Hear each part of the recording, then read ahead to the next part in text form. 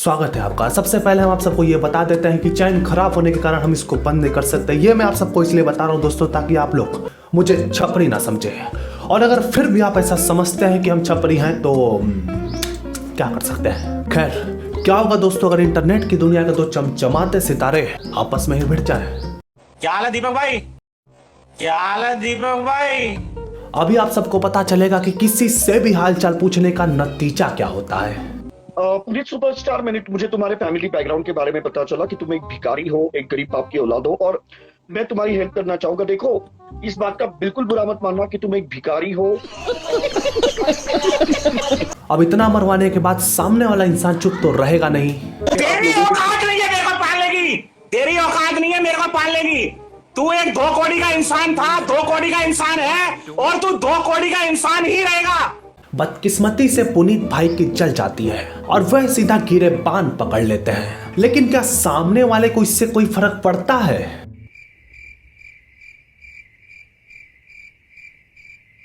नहीं।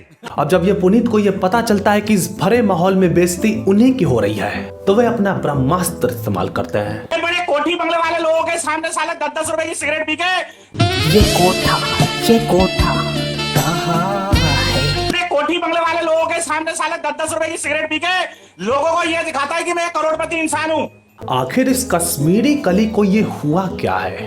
क्या इस कली के सारे रस चूस लिए गए हैं, या फिर जिस दानवी बच्चे को इसने जन्म दिया है वह कहीं जंगल तो नहीं भाग गया, जिससे दीपक को सदमा लगा हो और वो इस वक्त सदमे में ही हो। ये वो मनहूस दिन था दोस्तों जिस दिन दीपक प्रेग्नेंट हो गया था। तुम तो रातें रंगीन करके चले गए, लेकिन दीपक कलाम प्रेग्नेंट हो गया है।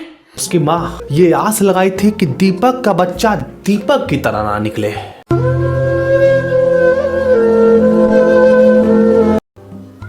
लेकिन बदकिस्मती से दीपक ने एक ऐसा बच्चा तो नहीं था, वो कुछ तो था, जन्म दिया। तुम दीपक कलाम को छोड़कर चले गए, लेकिन हमारा ये जो बच्चा है, जिसे देख के पूरा दुनिया हिल गया। और मानव समाज में ये पहली बार हुआ था दोस्तों जब किसी इंसान ने कुछ ऐसा पैदा किया। ये बता कैसे क्या है तू मुझे?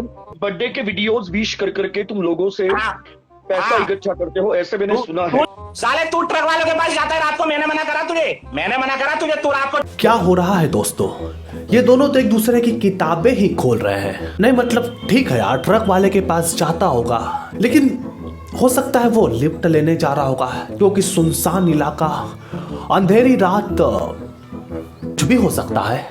इस थाली में तू खाता है ना, उसी थाली में तू छेद करता है।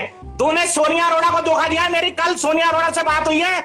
लेकिन कुछ भी हो, दीपक इतनी मरवाने के बाद चुप तो रहेगा नहीं। वो सीधा सामने वाले की जुबान ही पकड़ लेता है। तेरे सामने क्या औकात है तेरी? मेरे सामने है? बता। तू साले 65 साल का बुढ़ा, तुम्हारी माँ भी कहाँ पर गई है? माँ कहाँ पर गई है? माँ मेरे पुनीत अंदर से हिल जाता है। अब तक जो जुबान कैंची की तरह चल रही थी उस पर ब्रेकर लग जाता है।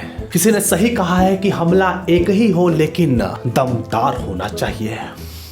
सुन ले ओए, मेरी बात सुन ले ओए, माँ पे नहीं जाएगा, पहले बता रहा हूँ तेरे को। जो बोलना है मुझे बोल, तू जो बोलना है मेरे को। ऐसे हालात में इंसान को समझ ही नहीं आता है कि उसे अब करना क्या है, क्योंकि उसके एक तरफ खाई तो दूसरी तरफ कुआं होता है। तो समझदारी इसी में है कि वो बीच के सबसे सुरक्षित स्थान पर चुपचाप बैठा रहे। छपरी, अबे छपरी, आजकल के नल्ले बेरोजगार छपरी और भिखमंगे और चप्पल चोर लड़के साले अपना नाम, नकली नाम दीपक कलाम रख लेते हैं, ताकि बड़े बड़े कोठी बंगले वाले लोगों को ये लगे कि साले दीपक कलाम कोई कोठी बंगले वाला है। इतने झूठ मारूंगा। दरअसल कहना वो जूत रहा है, लेकिन लग झूठ रहा है। बाकी ये दोनों का तो चलता रहेगा, क्योंकि जो व्यूज का भूख है वो कभी नहीं मरता। और फिलहाल के लिए इतना ही। तेरी औकात क्या है माँ का नाम लेने? बहन बड़ा हरामी हो बेटा।